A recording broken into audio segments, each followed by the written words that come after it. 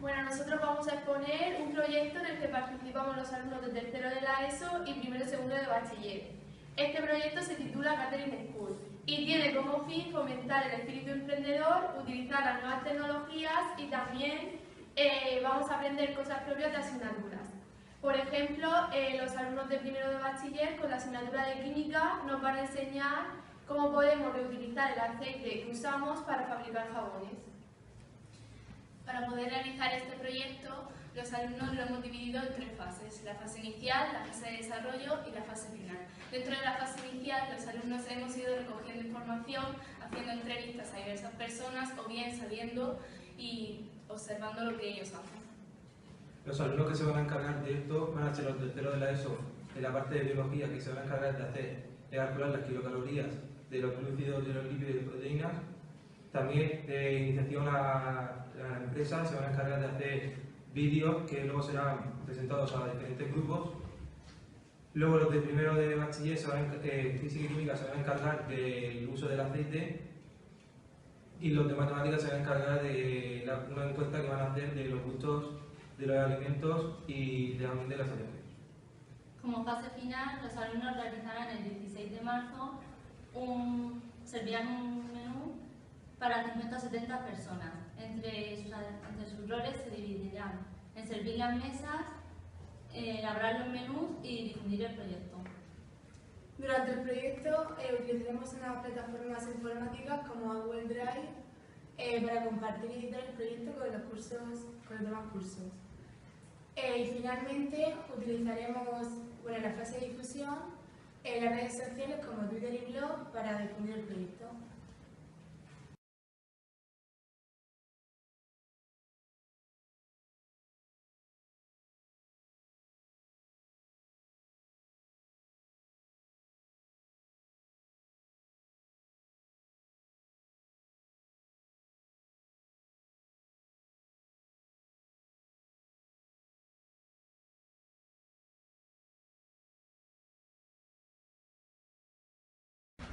Para la realización del proyecto, los alumnos de segundo de bachiller de Biología Humana nos hemos dividido la clase en 3 grupos.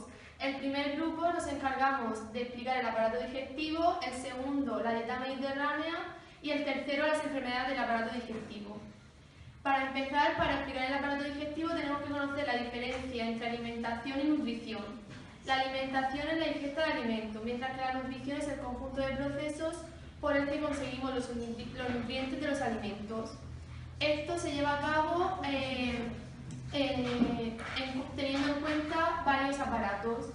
El aparato respiratorio, gracias a él se queman los nutrientes por el oxígeno que respiramos. El aparato excretor, que se encarga de eliminar las sustancias de desecho, y el aparato circulatorio, que transporta los nutrientes a todo el cuerpo, y por último el aparato digestivo. La función del aparato digestivo es transformar las moléculas complejas de los alimentos en moléculas más sencillas para que sean más fácil utilizables por el organismo.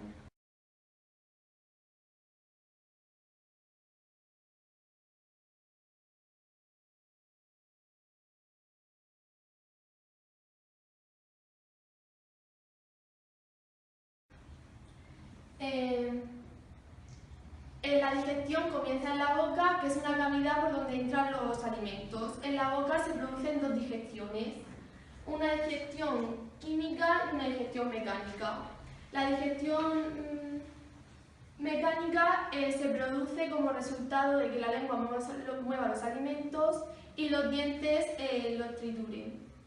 Y la digestión química tiene lugar cuando los alimentos se mezclan con la saliva, que está formada un 80% de agua, también contiene mucina y varias enzimas como la lipasa lingual y la aminasa. En consecuencia de estas 2 digestiones, los alimentos se reducen a una masa flexible, blanda y de fácil deglución llamada bolo alimenticio.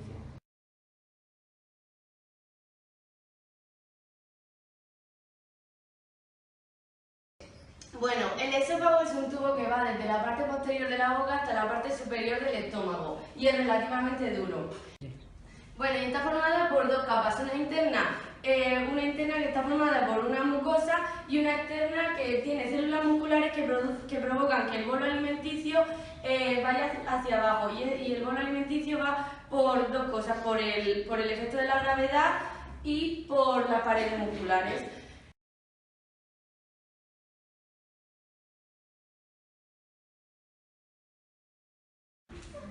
El estómago se divide en 4 partes: la serosa, que es la capa más externa, la capa muscular, que permite los movimientos del estómago, la submucosa, en la que se encuentran los vasos sanguíneos, los linfáticos y los nervios, y la mucosa, que es donde se segregan ácido clorhídrico, renina y pepsinógeno.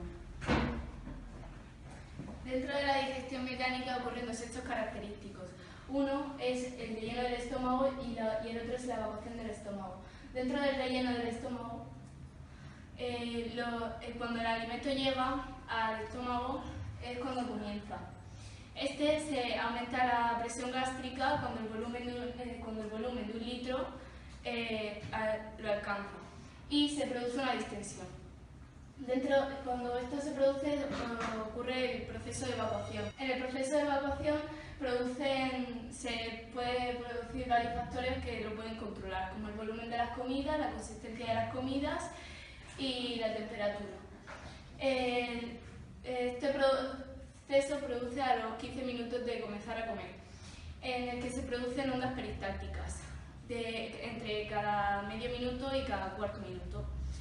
Una de las 5 de ellas lo que hace es que expulsa, se abre el pírolo y puede salir el contenido.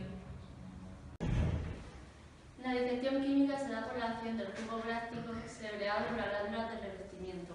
El jugo gástrico está formado por mucina, agua, ácido clorhídrico, pepsinógeno y renina.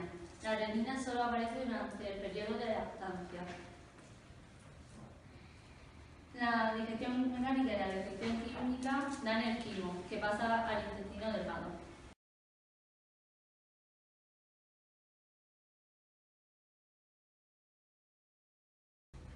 El intestino delgado es un tubo largo de unos 6-7 metros de longitud.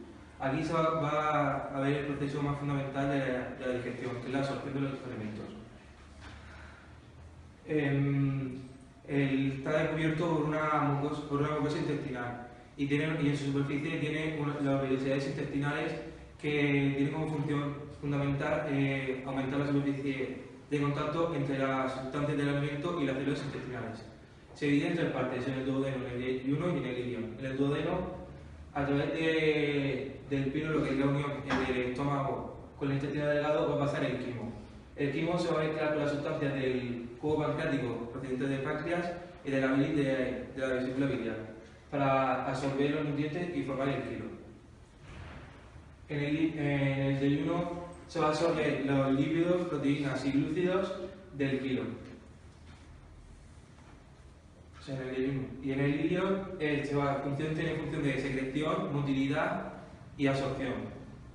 Este proceso dura como unas 2 horas. Los tipos de digestión es la mecánica, que es los movimientos peristálticos del alimento, y la digestión química es la de la bilis y los jugos pancreáticos. La bilis tiene como función la de digerir las grasas.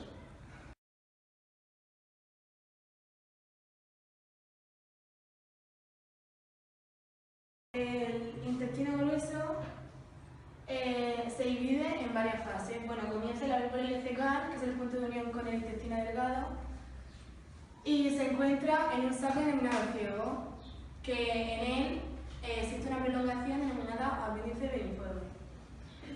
En las fases que se divide son el colon ascendente, el transverso, el descendente, el transversal, o sea, el colon sigmoideo, perdón, y el recto y el ano. La longitud del intestino grueso varía de 120 centímetros a 160. Dentro del intestino grueso se producen 2 procesos, un proceso físico y otro químico. La digestión mecánica, la función que tiene es que el material fecal se almacena hasta su expulsión a través del ano. Y dentro del intestino grueso existen unos pliegues denominados austros cuya función es mezclar totalmente el alimento. Y la digestión química consiste en la absorción total del agua para que el quimo líquido pase al quimo sólido. Y dentro de él existen unas bacterias en la flora intestinal que sintetizan las vitaminas y las sales minerales. Y en él, se liberan unos gases como dióxido de carbono y metano. Y la función principal es la concentración y almacenamiento de sustancias de desechos sólidos. Y posteriormente se dará lugar a la expulsión al distribuirse las paredes del recto, a través del ano.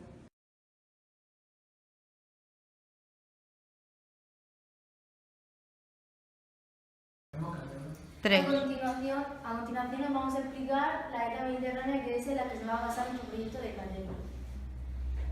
Como aquí podemos ver, diariamente debemos comer pastas, arroz o pan, no las tres cosas a la vez, sino alternando. Por ejemplo, las pastas y el arroz de 60 a 80 gramos diarios y el pan, en el caso que comamos pan, 30 gramos. Debemos tomar un vaso de leche o, para cambiar, 2 yogures. Los cereales, como ya hemos explicado aquí. Luego, las patatas realmente se deben tomar semanalmente, porque se alternan con las legumbres. Y cada día una cuchara sobrera de aceite de oliva. Semanalmente debemos alternar carne y pescado, siempre mejor la carne magra como pollo o pavo, y por último ya la carne roja una vez a la semana, para que esto sea saludable. Un consejo a la hora de cocinar las carnes magras es quitarles la grasa antes de cocinarlas, para que sean más sanas. Y para aquellas personas que no toman carne o pescado, los huevos son un gran sustituto de estas por su gran contenido en proteínas. Cada día debemos tomar 1,5 litros de agua y si queremos tomar vino es saludable tomar un vaso, pero durante la comida, diariamente. Y siempre esta dieta es aconsejable acompañarla de ejercicio. Vale, si nos preguntamos el por qué hay una serie de alimentos que debemos consumir en unas cantidades fijas, como ha dicho Paola, semanalmente o mensualmente, es debido a la energía que necesita nuestro cuerpo. Nuestro cuerpo realiza muchas operaciones a lo largo del día que necesitan una energía mínima para poder realizarse. Esta energía son las llamadas kilocalorías y son aportadas gracias a las biomoléculas que poseen los alimentos. Si hablamos de los glúcidos, o más conocidamente los hidratos de carbono, deben aportarnos un 50% de la energía diaria. Está presente en alimentos como la patata. Luego las proteínas presentes en la carne o en los huevos deben aportarnos un 35% y las grasas solamente un 15%, que es el grupo que más nos preocupa a la hora de consumir una dieta por la tendencia a acumularse. Las grasas tenemos ácidos grasos monoinsaturados, poliinsaturados y ácidos saturados. Con los ácidos grasos saturados son los que debemos tener más cuidado porque se encuentran en la bollería y son los que nos perjudican. Y los alimentos de la dieta mediterránea no son los mismos en todas las épocas del año, porque la dieta mediterránea se basa sobre todo en la ingesta de alimentos frescos. Por tanto, los alimentos van cambiando según la estación. Por ahí ya encontramos que, por ejemplo, en el invierno la cantidad que consumimos de frutas es menor a la que consumimos en verano. Y aquí he puesto algunos consejos para llevar una buena alimentación o para tener una buena, llevar a cabo la dieta mediterránea correctamente, como tomar ocasionalmente azúcares, bollería industrial y todo eso, ya que no suele ser muy beneficioso para nuestra salud y no se deben tomar diariamente. No dejar más de 4 horas ni menos entre 2 comidas, ya que no debemos saltarnos ninguna comida, porque esto hace que en vez de comer pocas cantidades muchas veces al día, comamos mucho una vez, lo que es perjudicial para nosotros. Evitar incluir mucha sal en las comidas, porque como se dice comúnmente retenemos líquidos y no es beneficioso para nosotros. y los alimentos poco procesados, frescos y de temporada son los más adecuados. Por tanto, cada postre de comida, en vez de usar azúcares o pasteles, deberíamos de usar fruta. En concreto, 5 piezas de fruta al día. La dieta mediterránea es una fuente inagotable de beneficios para nuestro organismo, ya que se basa en la ingesta de alimentos como frutas, verduras, cereales, legumbres, pescado y lácteos. El seguimiento de la dieta mediterránea, además de ayudarnos a controlar nuestro peso, incrementa la sensación de bienestar físico y mejora el funcionamiento de diversos órganos como es el riñón o el corazón. Por otro lado, la dieta mediterránea es un aliado contra la diabetes debido a que la alimentación rica en hidratos de carbono y aceite de oliva hace que los niveles de glucosa de nuestro cuerpo se regulen. También ayuda a prevenir algún tipo de cáncer, como por ejemplo el cáncer de útero. Se ha comprobado que las mujeres que siguen muy estrictamente este tipo de dieta reducen este riesgo más de la mitad.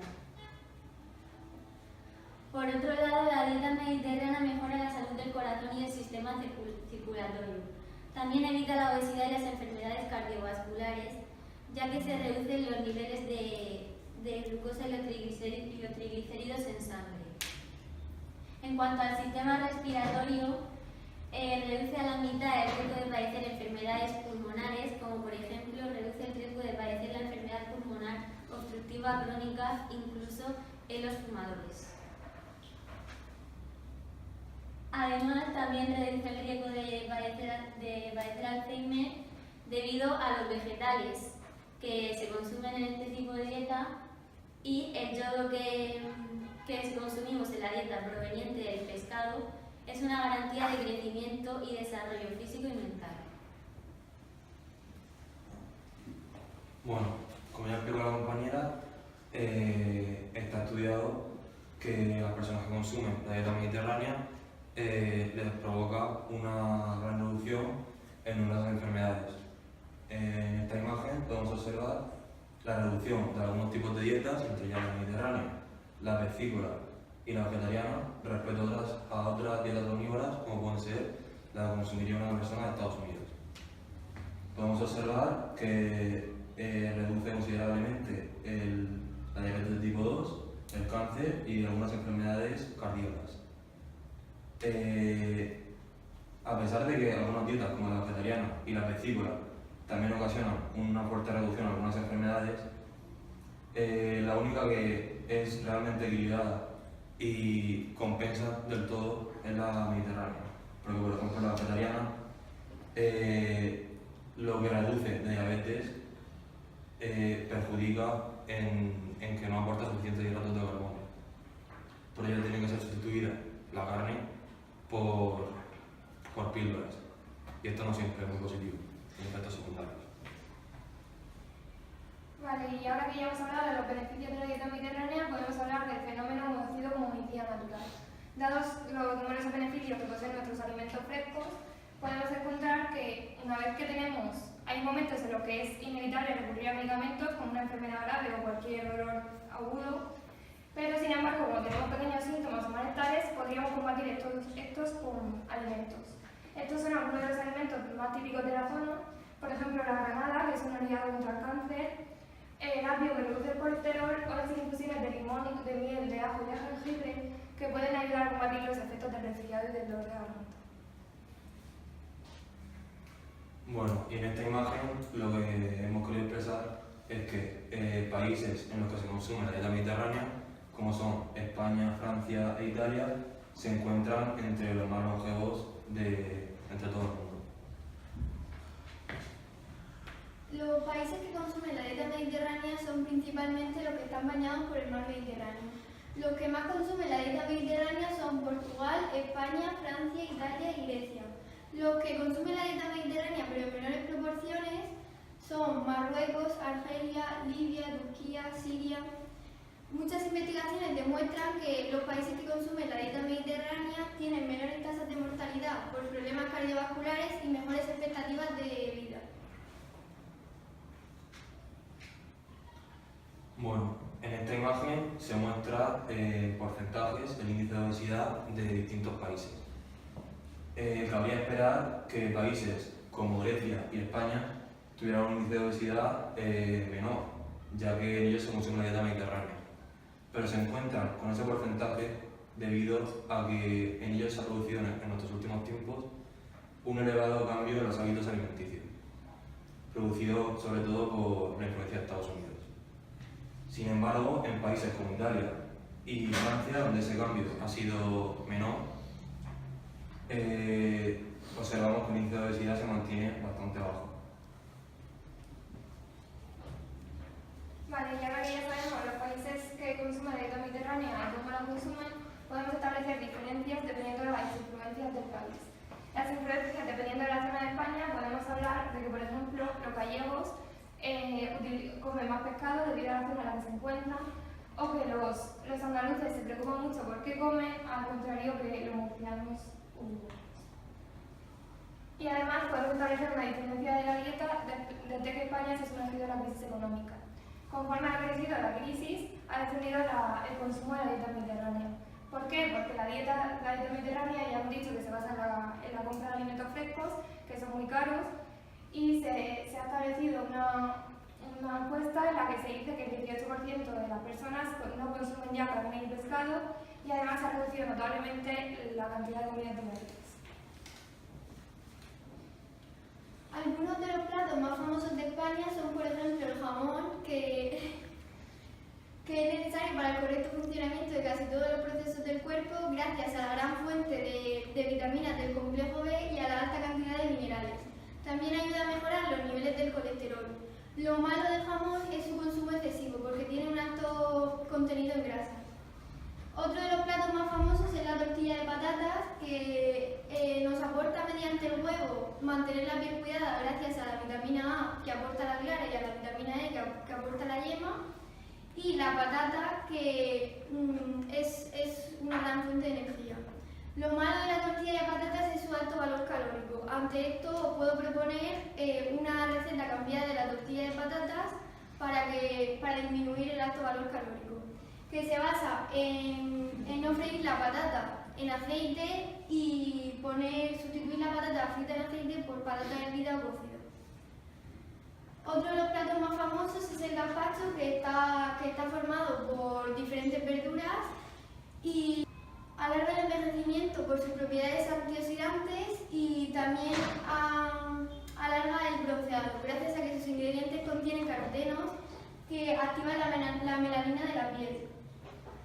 Otro de los platos más famosos es la paella, una gran fuente de energía y mediante la presencia de carne, pescado o hortalizas obtenemos vitaminas, proteínas, minerales. Vale, para aportar una visión estadística más cercana a los datos de España, decidimos realizar una encuesta entre nosotros mismos, los alumnos de la clase y los jóvenes. La primera pregunta de la encuesta consistía en si solíamos comer productos de procedencia española. Las conclusiones que elaboramos fue que actualmente los cambios que ya mencionamos de los hábitos alimenticios ha hecho que la totalidad de la gente coma productos no solo españoles, sino también extranjeros. Y esto es algo que se puede decir que ocurre en toda España, ya no hay nadie que solamente consume productos españoles. La segunda pregunta fue, respecto a las cantidades de productos que deben tomarse, aquí los resultados fueron variados. Había gente que sí, gente que no, y gente que simplemente comía lo que le apetecía. La tercera pregunta, ¿conocen los beneficios de los alimentos que consumen? Aquí la conclusión que hallamos fue que en nuestro país existe una gran cultura acerca de los beneficios de los alimentos que se consumen. Toda la clase estuvo de acuerdo en que conocen esos beneficios, por ejemplo los que ha nombrado mi compañera en la medicina natural, pero había gente que los tenía en cuenta y gente no. Vale, como conclusión y haciendo una vista global a todo nuestro trabajo, podemos afirmar que la dieta mediterránea es una dieta basada en alimentos frescos que es consumida en países bañados por el mar Mediterráneo y que es una de las dietas más sanas conocidas hasta hoy día respecto al valor de los beneficios, a la ingesta de los nutrientes y al aporte de vida sana.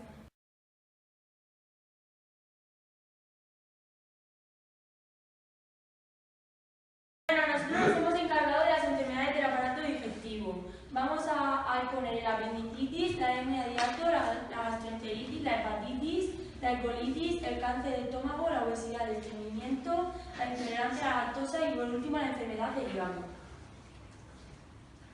El cáncer de estómago es el crecimiento de células malignas en el estómago con capacidad de destrucción de los órganos. Los síntomas más frecuentes son la pérdida justificada de peso, náuseas. En cuanto al tratamiento predominan la cirugía, es decir, la extirpación completa del tumor, la quimioterapia o la radioterapia. La cirugía es el único método que se ha demostrado curativo. Y para prevenir la enfermedad es recomendar una dieta rica en frutas y verduras y evitar el consumo de tabaco. La colitis, también denominada colon irritable, es una enfermedad del aparato digestivo caracterizada por la presencia de molestias en el abdomen, de la necesidad de defecar y de cambios en el ritmo intestinal, como la diarrea o el estreñimiento. El diagnóstico es realizado por un médico especialista en el aparato digestivo y se basa en la exploración física del paciente o en la atención a la sintomatología que presenta. En cuanto al tratamiento, predomina evitar el consumo de bebidas gaseosas, evitar situaciones de estrés y evitar tóxicos como alcohol o el tabaco. Para prevenir la enfermedad, recomendar una dieta rica en frutas y verduras y tomar fármacos como laxantes o antidiarreicos. La hepatitis es una inflamación del hígado debido a diversas causas, pero normalmente es un virus. Hay diversos tipos de hepatitis. Esta enfermedad se puede contagiar. El diagnóstico sería hacerse una analítica. Los síntomas serían durante los primeros días como malestar, cansancio, dolor muscular o de cabeza, pero normalmente tiene un color amarillento. El tratamiento de esta enfermedad sería llevar a cabo una dieta pobre en grasas, evitar el consumo de alcohol y por último recurrir al trasplante. Eso ya serían los casos extremos. Para prevenir esta enfermedad habría que mantener higiene, beber agua potable, no compartir agujas, entre otras. La gastroenteritis se debe a causas infecciosas como malestar en el abdomen o pérdidas del apetito. Esta enfermedad dura entre 2 y 4 semanas. El diagnóstico sería determinar el líquido que pierde el enfermo mediante las diarreas y los vómitos. Y también se puede realizar un examen físico. El tratamiento principal sería tomar líquido para la deshidratación y frenar los vómitos. Y también una dieta blanda, como por ejemplo el yogur. El síntoma principal es la diarrea, pero también hay otros como vómitos, malestar, fiebre y por último la prevención, que sería llevar a cabo una higiene. Está la enfermedad celíaca, que es la intolerancia al gluten, y esto simplemente no puedes comer nada que contenga gluten, así de simple. Vale, esto el médico te lo diagnostica a través de un examen clínico muy cuidadoso y no puedes comer nada que contenga gluten. Y esto, pues, sus síntomas son sudores, escalofríos, pérdida de apetito y náuseas. Después está la apendicitis. O sea, que es la enfermedad del apéndice. El apéndice está en el intestino grueso, en la parte final, que se denomina ciego. Y esto se puede formar o sea, el apéndice se puede taponar o bloquear por heces o por algún elemento extraño. Entonces puede llegar a ser muy grave y el médico te tiene que intervenir. Y esto puede llegar incluso a provocarte la muerte. Y esto simplemente se puede prevenir comiendo alimentos ricos en fibra para que no se bloquee ni se tapone nada. Y sus síntomas son dolores muy fuertes, escalofríos, sudores y que te duele muchísimo y que dolores terribles. Y vómitos y mucha fiebre. O sea, es una enfermedad terrible que hay que tenerla en cuenta. Hola, soy Rodrigo Villalba y voy a explicaros la obesidad. Las características de la obesidad son la acumulación de grasa, un IMC superior a 30 kg por metro cuadrado, y un perímetro abdominal superior a 102 centímetros en hombres y 88 centímetros en mujeres. El IMC se mide dividiendo tu peso en kilogramos entre tu altura en metros al cuadrado. Y si es superior a 30 se considera obesidad, si es superior a 35, si es entre 35 y 39 es obesidad severa y si es superior a 40 se considera obesidad mórbida. El diagnóstico para esta enfermedad se obtiene midiendo el IMC y la circunferencia de la cintura. Y los síntomas y signos que caracterizan la obesidad son el aumento de talla y peso, el exceso de grasa y un IMC y una circunferencia de la cintura por encima de lo normal. Luego esta obesidad se trata reduciendo la ingestión en calorías, teniendo ejercicio físico regular y empleando fármacos y psicoterapia relajada. Y en ocasiones también se llega a tratamientos quirúrgicos. Para prevenir esta enfermedad lo recomendable es hacer ejercicio físico constante, comer de manera ordenada y tener una alimentación pobre en grasa y rica en almidón y fibra. El estreñimiento se caracteriza por la falta de movilidad de los intestinos, la defecación infrecuente y las heces duras. Esta enfermedad se diagnostica mediante la exploración física y la radiografía del abdomen. Y sus síntomas y signos son la halitosis, disminución de los ruidos intestinales, la fatiga y el acné en los adolescentes. El tratamiento de esta enfermedad se basa en una dieta cargada de fibra, en fármacos y en ocasiones se llega a la cirugía. Y para prevenir esta enfermedad se recomienda una alimentación rica en fibra, ejercicio regular y beber líquido de manera frecuente. Bueno, yo voy a hablar sobre la hernia de hiato, la cual es una enfermedad del aparato digestivo en la que una porción de estómago sobresale dentro del tórax. Comenzando por los diagnósticos, estos pueden ser la radiografía, en la cual se introduce un líquido oralmente, lo que permite ver la hernia ya que refleja el líquido. La gastroscopia, en la cual mediante una cámara y un tubo que se introduce oralmente también, se puede ver la presencia directamente de la hernia. Después, la manometría esofágica, en la cual mediante una sonda se estudia el movimiento del esófago tras la ingesta de determinados líquidos. Y por último, la pHmetría 24 horas, en la cual mediante una sonda que se introduce por la nariz se estudia el pH que contiene el esófago y el estómago.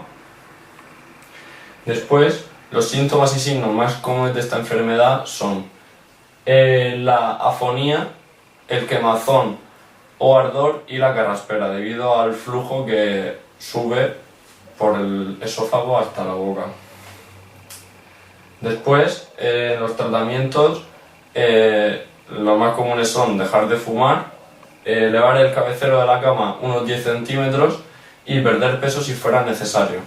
Por último, para prevenir esta enfermedad se deben de evitar comer determinadas comidas y acostarse justo después de estas.